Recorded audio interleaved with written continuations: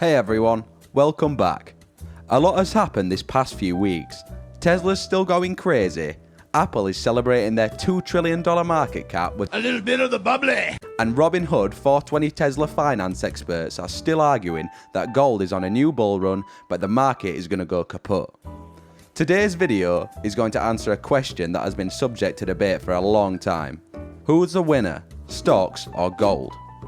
UK. Unlike other videos that might state the positives of both and leave you on an ambiguous end note which answers almost none of your questions, I'm going to tell you the facts. I will tell you which is better in terms of returns, but state the alternate reasons why someone might want to invest in gold bullion, why I'm not, and why I don't think storing your wealth in an underground bunker ready for the end of civilization is a good idea anyway, as it exposes you to real-world risks of storing valuable material possessions. Not that you wouldn't have bigger worries to think about if it was actually Armageddon. So looking at gold's performance versus the S&P 500 over different time frames, it's pretty obvious which of these investments wins on the returns front. The time frames I used were the last 50 years, 10 years and 5 years. In the last 50 years, stocks on average have annually returned 10.84%, whereas gold has returned a comparably poor 8.09%. If you would have invested £10,000 into the S&P 500 in June 1970, your investment pot would now be worth £1,717,219.67, whereas the same investment in gold would only leave you with a meagre £488,000, which means stocks would have yielded you an extra £1,228,256.84.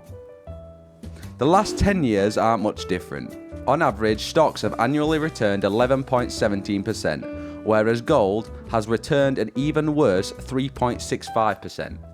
If you would have invested £10,000 into the S&P 500 in June 2010, your investment pot would now be worth £28,832.09, whereas the same investment in gold would only leave you with a meagre £14,000.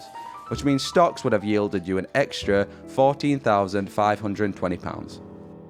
Looking more short term now, in the last 5 years, stocks on average have annually returned 10.34%, whereas gold has returned 8.16%. If you would have invested £10,000, your investment pot would now be worth £16,000, whereas a gold investment would leave you with £14,000. Which means stocks would have yielded you an extra £1,500.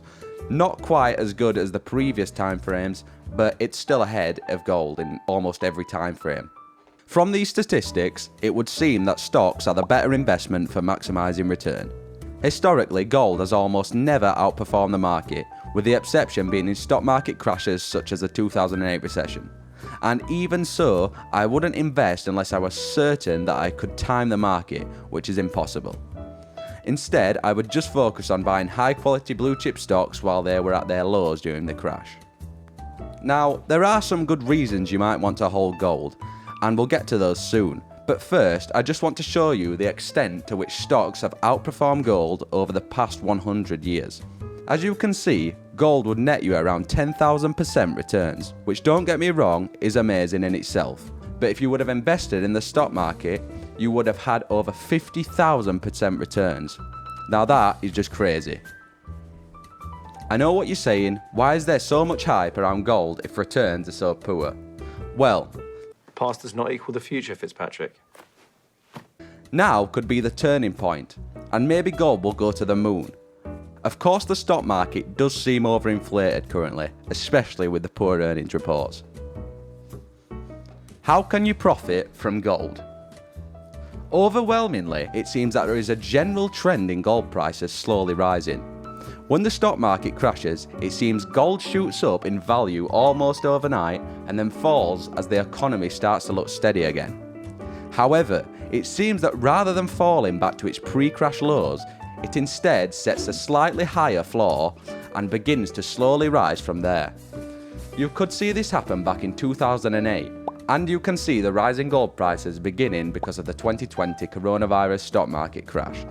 Although I can't speculate on gold's future trends, I would assume gold will continue to rise for the next 6 months to a year or so while the market uncertainty is still prominent. Here are some reasons that people might want to invest in stocks. It's a producing asset that can net you much more gains than commodities like gold. You can choose dividend-paying companies if you need to draw on your portfolio at regular intervals. Stocks seem more fun personally, as you can constantly see the progress of the companies you own. Although this is a matter of opinion, it could be argued that gold is more fun for a few reasons. Stocks have better tax treatment than gold, sort of. I'll come back to this one later in the video. Reasons why people might want to invest in gold. Gold is globally one of the best stores of wealth. It is extremely unlikely that the gold price will crash like the stock market does in cycles. Gold always stays strong no matter the scenario. You can hold wealth physically. Think about it, your stocks are only worth something because governed systems agree on that and uphold that society. I suppose if, quote, the world was going to end, you would still have all your valuables physically. But inevitably, this exposes you to the real world risks of storing valuable material possessions. Get robbed once and you could be thrown straight back to square one, and the person who took your assets will be the new kingpin, happily hoarding your glimmering gold bars.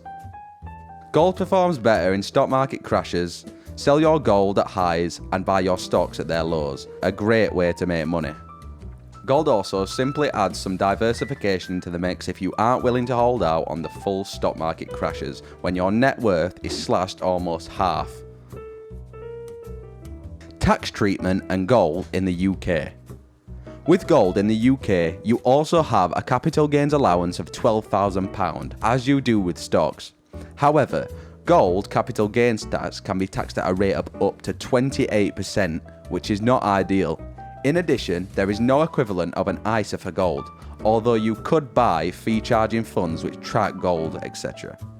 Keep in mind, physical gold often has selling fees too. I would personally say stocks have better tax treatment than gold bullion. Thanks a lot for watching this short video on the comparison of the stock market and gold investments. I know I say it every video, but thanks to the people who continuously support this channel. I really enjoy making these videos, and I hope I added a little bit more information that was not widely available on YouTube. Please consider subscribing if you enjoyed the video. If you would like to get a free share worth up to £100, please sign up to Trading 212 with a link in the description and deposit £1 into your account. Thanks again for watching, and I'll see you in the next video.